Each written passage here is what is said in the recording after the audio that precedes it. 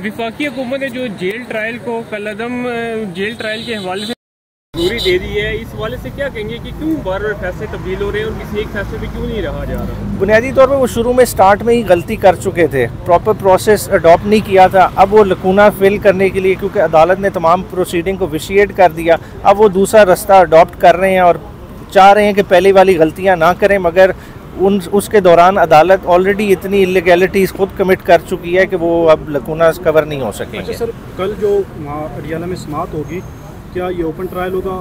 वकला को और उस फैमिली को और इसके साथ मीडिया को वहाँ पे एक्सेस होगी और मोबाइल की भी एक्सेस होगी या नहीं? जी क्लियरली ओपन ट्रायल है, उस पर जेल मैनुअल नहीं अप्लाई करेगा।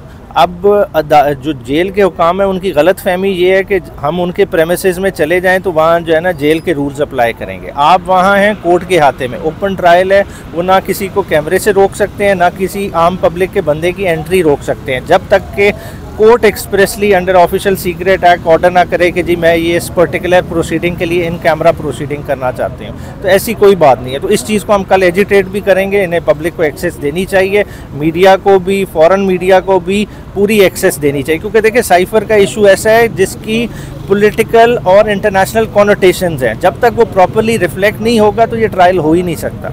पाकिस्तान तहरीक इंसाफ की ऑफिशियली लीगली टीम ने क्या फैसला किया कि वो जेल ट्रायल के लिए मुतफिक है, एग्री है, या फिर एक मरतबा फिर ATC के अंदर जो आपकी केसेस समात है उसके ऊपर आप फोकस कर रहे हैं? देखिए जेल ट्रायल तो इंसानी हकूक़ की बड़ी एक संगीन खिलाफ वर्जी है, ये तो आप किसी को बांध के जो है ना मारने वाली बात है।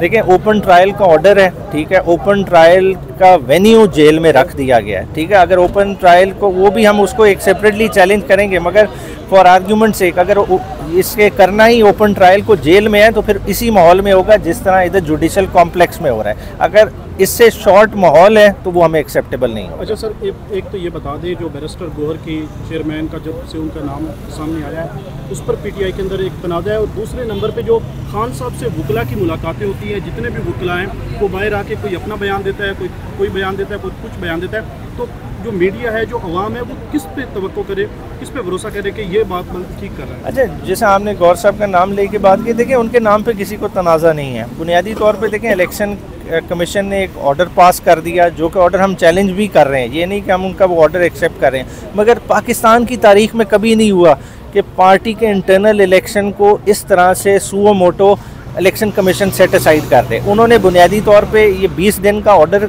करके हमारे हाथ बांध दिए। अब देखें, आपको खुद पता है कि 8 फरवरी को इलेक्शन होने जा रहे हैं, तो हमने वो इंट्रा पार्टी इलेक्शन तो कराने हैं। अगर इंट्रा पार्टी इलेक्शन कराने हैं तो खान साहब ने खुद डिसाइड किया कि हमने एक सेफ़ पोजीशन अडॉप्ट करनी है कि कंप्लायंस हो जाए और हमारा बैट का सिंबल भी इंटैक्ट रहे, और इसी के लिए खान साहब ने खुद बैरिस्टर गौहर का नाम प्रपोज़ किया, और कल की भी हदायत यही हैं। हम बैरिस्टर गौहर के नाम के साथ स्टिक कर रहे हैं। खान साहब का अपना पैनल इस इंट्रा पार्टी इलेक्शन में कंटेस्ट करेगा और इंशाल्लाह ताला तमाम PTI वाले उस पैनल को सपोर्ट करेंगे। साहब अपनी बात पे कायम है और अली जफर साहब हैं वो अपनी बात पे कायम है, और दोनों की बात में तजाद है, तो किस पे भरोसा किया जाए? अच्छा, तजाद क्योंकि मैंने दोनों की उसका स्टेटमेंट नहीं सुनी, मगर यही होगा कि जो अली जफ़र कह रहे होंगे कि बैरिस्टर गौहर को नॉमिनेट किया है। अब मुझे नहीं पता कि लतीफ़ खोसा साहब ने एग्जैक्टली क्या कहा है। मेरी इंस्ट्रक्शंस यही हैं कि बैरिस्टर गौहर ही कैंडिडेट हैं चेयरमैनशिप के on behalf of Imran Khan साहब। अच्छा सर, ये बताएँ कि साइफर केस के अलावा जो अलकादिर ट्रस्ट केस है जिसमें ज़्यादा खान साहब को इन्वॉल्व किया जा रहा है और बुशरा बीबी को भी इन्वॉल्व किया जा रहा है,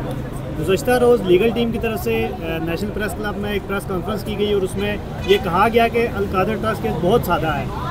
अगर ये केस इतना सादा है तो जो लीगल टीम है वो कोर्ट को कन्विंस क्यों नहीं कर पा रही? क्या ये इसकी लीगल टीम की क्रेडिबिलिटी पे क्वेश्चन मार्क है?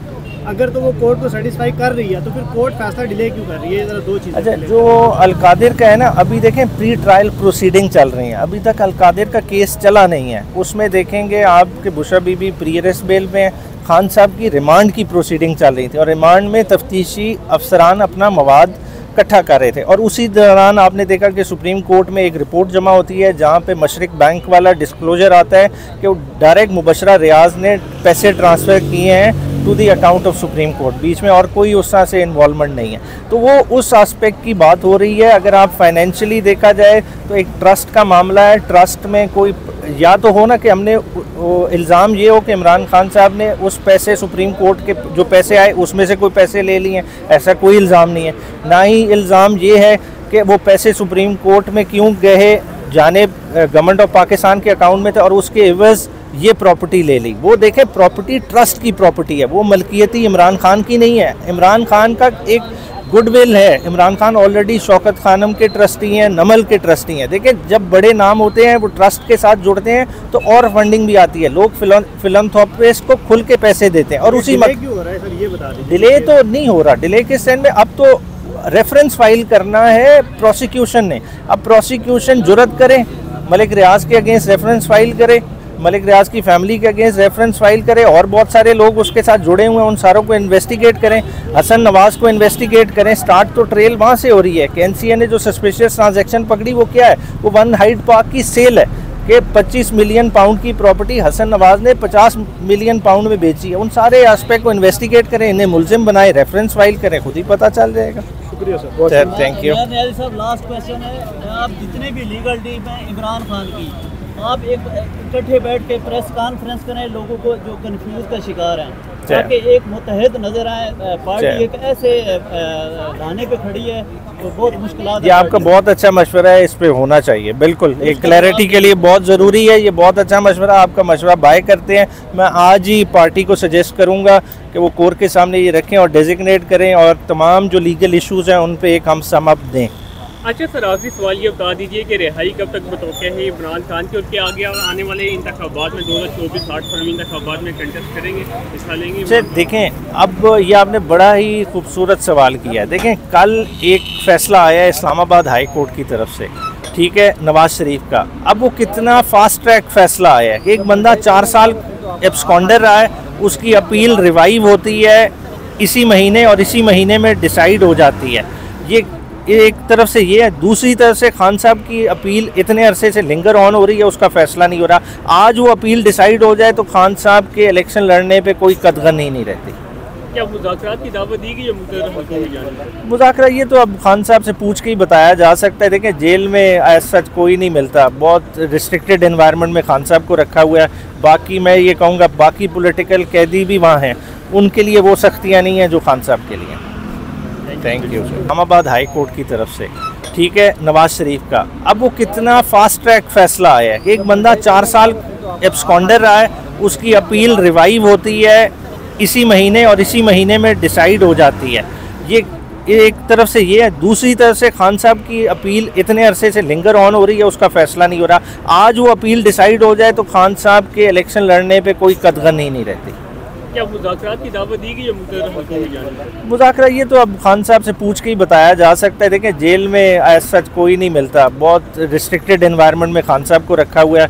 बाकी मैं ये कहूँगा बाकी पॉलिटिकल कैदी भी वहाँ हैं, उनके लिए वो सख्तियाँ नहीं हैं जो खान साहब के लिए। Thank you sir.